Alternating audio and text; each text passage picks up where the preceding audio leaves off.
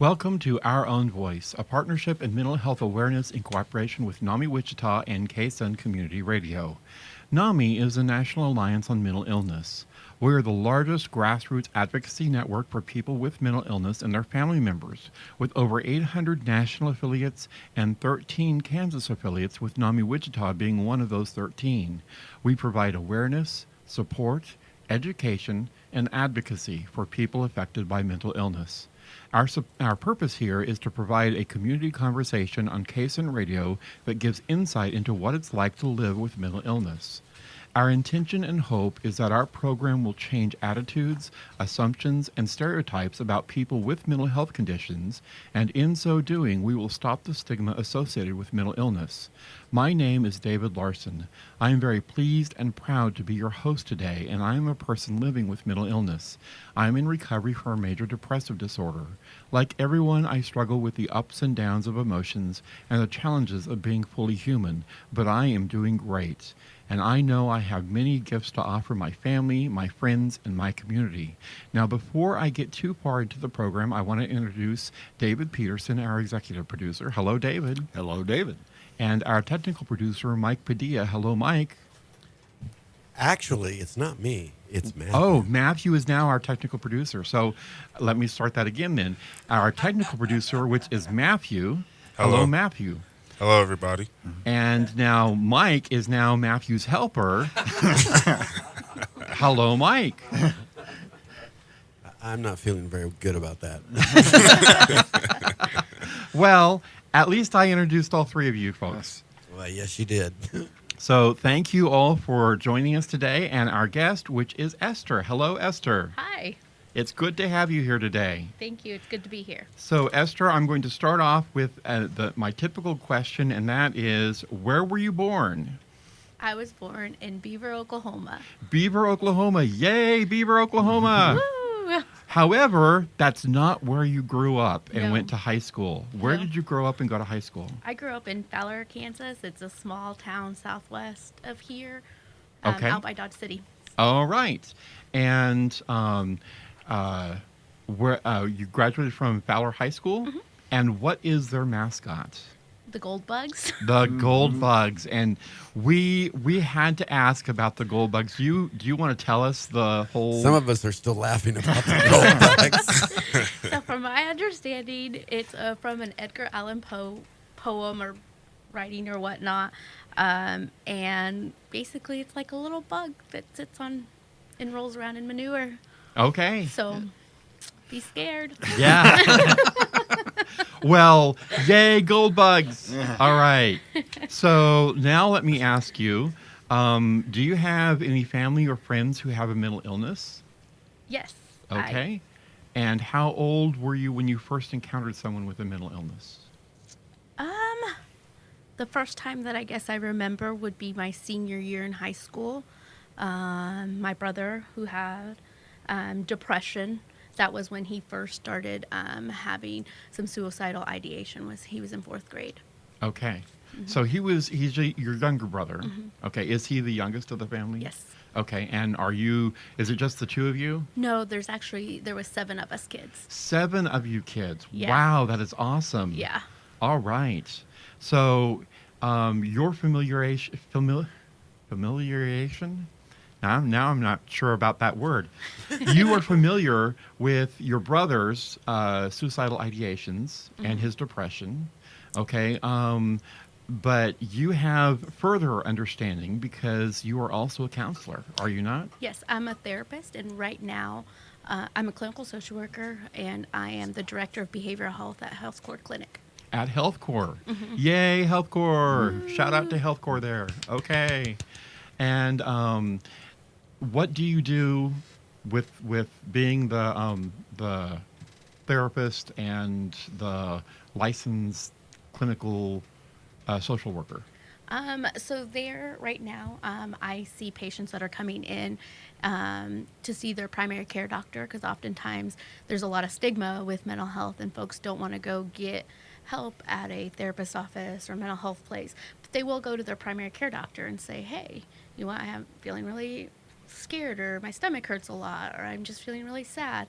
And so oftentimes primary care is where they go and get their mental health treatment. And so we're doing that integration piece of it so we can touch people there when they're coming in and hopefully get a chance to help them. Okay. Well, I need to note that this is Our Own Voice on KSUN Community Radio. We are going to take a quick break, and we will be right back with Esther.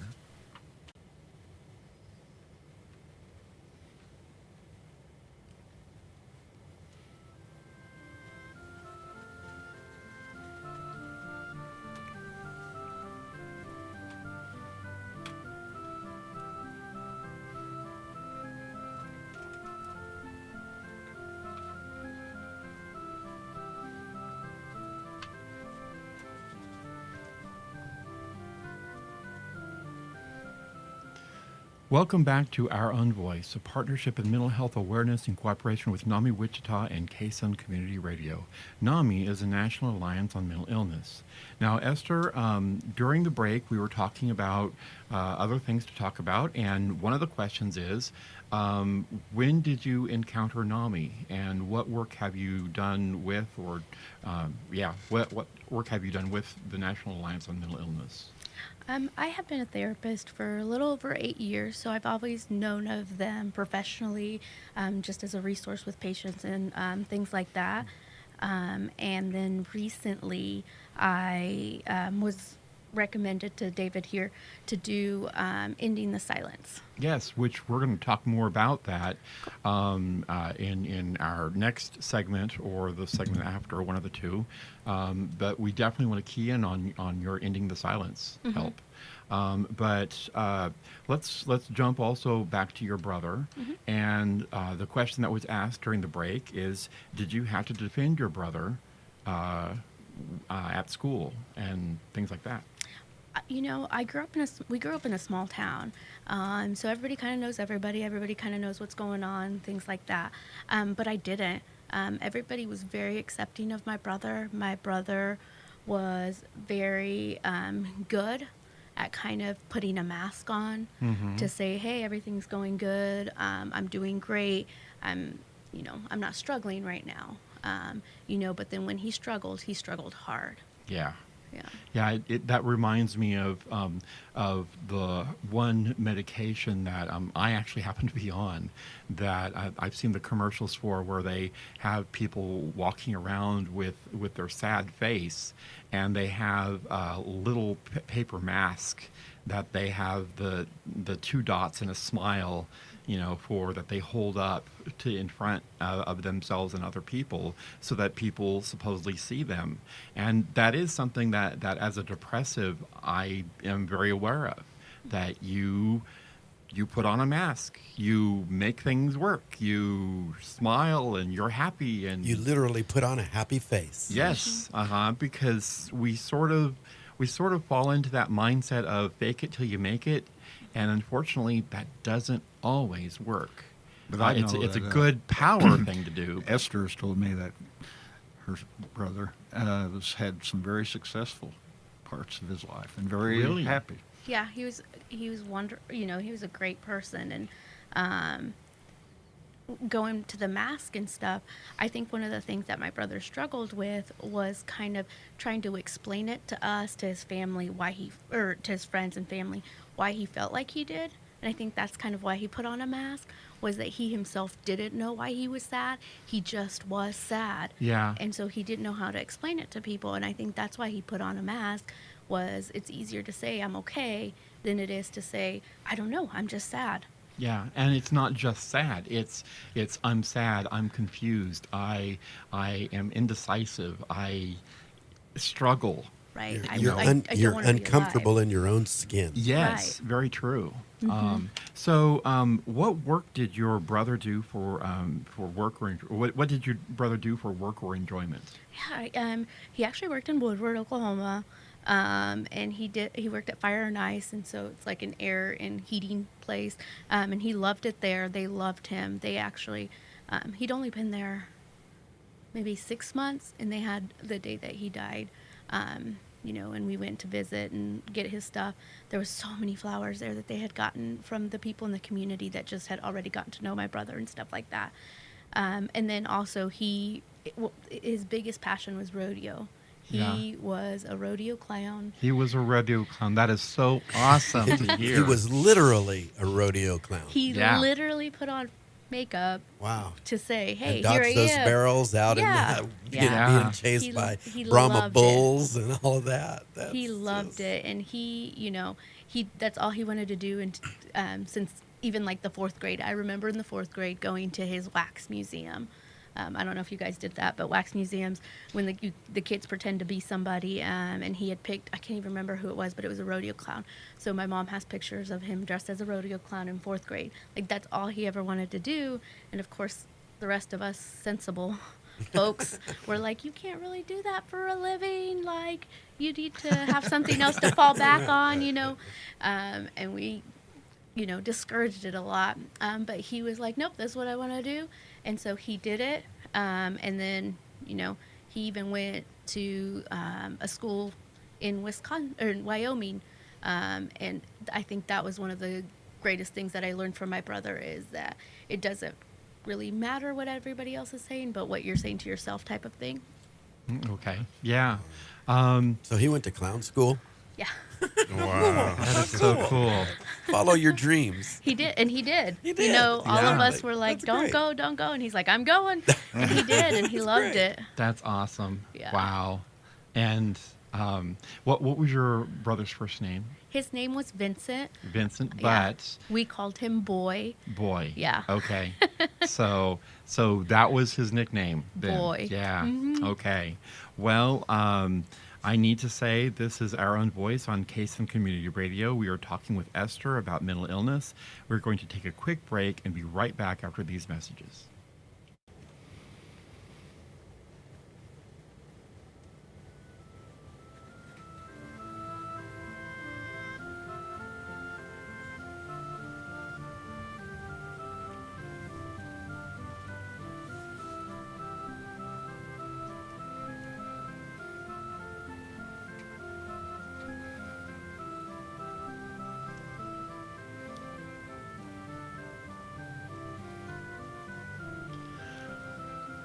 Welcome back to Our Own Voice, a partnership of mental health awareness in cooperation with NAMI Wichita and KSUN Community Radio. NAMI is a National Alliance on Mental Illness. So, Esther, we were talking about a lot of things during the break, and just share with me what you have processed and where you are now with dealing with your brother's passing, and what you're doing with that. Yeah. Obviously I've really struggled with a lot of guilt and just thoughts of, this is literally what I do for a living. How did I not catch this? How did I not help my brother? How did I not save him? How can I help other people if I can't even help my brother, type of stuff. And for me personally, I joined a support group. Local support group, survivors of suicide loss, through Good Grief, and that group helped me tremendously. In fact, here we are almost 4 years later, and I still talk to those folks that I met in that, and we get together, quite a bit. And then after that, I just got involved in the suicide prevention community here in town, and that led me into actually, I worked as the suicide prevention coordinator at the VA, and through that, I was able to give lots of presentations to the community, and so that folks can learn how to identify the warning signs of suicide, how to talk to folks that are having those signs, and then the resources that are available for them, which has been amazing because I get to share my brother's story and kind of find that silver lining, because that entire experience was the worst experience of my life. And so just being able to say, okay, what can I help? What can I do? How can I prevent another sister from missing her brother? How can I prevent, any other family members from going through this? Okay, so what are the warning signs? Okay, so if someone is joking about suicide or talking about it, if they start preparing for So like giving away their things, if they start using more drugs and alcohol than normal, if they're feeling like a burden to other people, if they're feeling kind of hopeless or helpless, or feeling like my situation's never going to change, I'm always going to feel like this, type of things. If they start isolating, if they start gathering things that could be used for suicide. So if they start stockpiling pills or getting weapons or things like that. Okay. Or just some of the warning signs. Those aren't all inclusive. Okay. And now you were also talking with us about language. Mm-hmm. Share with us what you shared during the break about language and the use of language. Right. So, one of the things that I struggled with after my brother passed was that every time I kind of heard that word commit, it sounds really bad. It has such a negative connotation to it. It was like another little dagger to my heart saying, you lost your brother. And so really getting behind person-centered language so that they didn't commit suicide, they died by suicide type of thing. They didn't attempt suicide, they attempted to end their life type of thing. And it sounds different. It doesn't place that negative stigma onto that person. Right after my brother died, I read a thing and it talked about how, I'm not ashamed of how this person died. I'm heartbroken that they're not here. And I've really taken that to heart. Like, I'm not ashamed of my brother. I'm not ashamed that he had depression or that he died by suicide. But I am absolutely heartbroken that this is how now I have to share his story. Yeah. Okay, so you were also telling us about the use of colors and what those colors represent in the I believe it's the Coalition to Prevent Suicide. Yeah, so the American Foundation for Suicide Prevention. Thank you. Yes, they put on 2 walks every year. They have one in the community, and then they have a campus walk at Wichita State.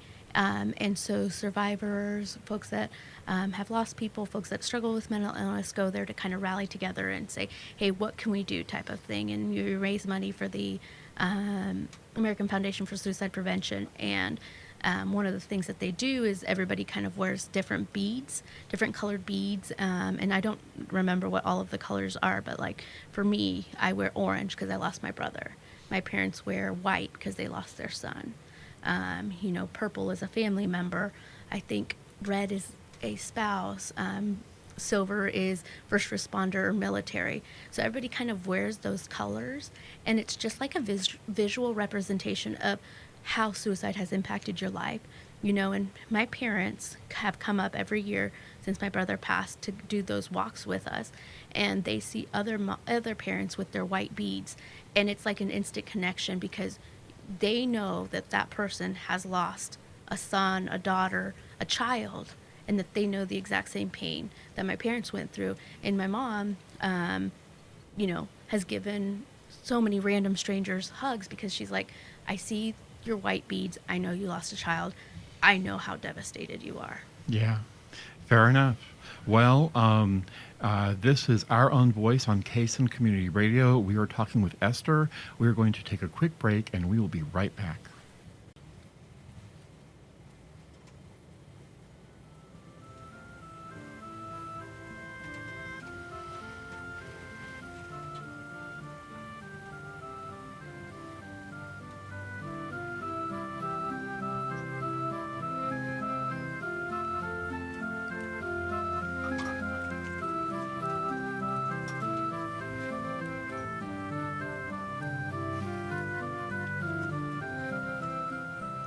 Welcome back to Our Own Voice, a partnership in mental health awareness in cooperation with NAMI Wichita and KSUN Community Radio. NAMI is the National Alliance on Mental Illness. Now, David, normally before the break, I asked you for that wonderful number, and I didn't get a chance to because I was so enthralled with Esther. But go ahead and give us that wonderful number that is our information line for people calling in and contacting us. That's NAMI Wichita at 316-686-1373. And before I go any further and repeat that number, I want to thank David for that intro music. But Esther is Thank you. riveting. And Yes. I'm so proud to say that she's going to be on our Ending the Silence program, which will reach out to 13 to 18-year-olds about mental health. And anyway, I'm really excited. We got a very good spokesman for us here. But call 316-686-1373 for information about NAMI. If I call that number, are you going to answer, David? No, that is an answering service, but I will get back with you. You promise? Yes. Okay. He promises. So that's good. He does. So, all right. Well, Esther, Ending the Silence. So what can you tell us about that program? I know that it's going into high schools, but what else is it? So I haven't done a whole lot of the training yet. Okay. Yeah, so fair I'm going enough. to give you generic so far. But it's just, having somebody who has that mental health diagnosis or whatnot, partnered with somebody who can kind of talk about the signs and whatnot, so that we can start making mental health something that's normal to talk about, so that 13 to 18-year-olds don't have to feel like they're struggling by themselves. They're the only person that feels like this, and that they're abnormal. And for them to be able to say, hey, here are the resources for me to go get help if I need to. Yeah. And that's a key point, is that age, 13 to 18, can be tough.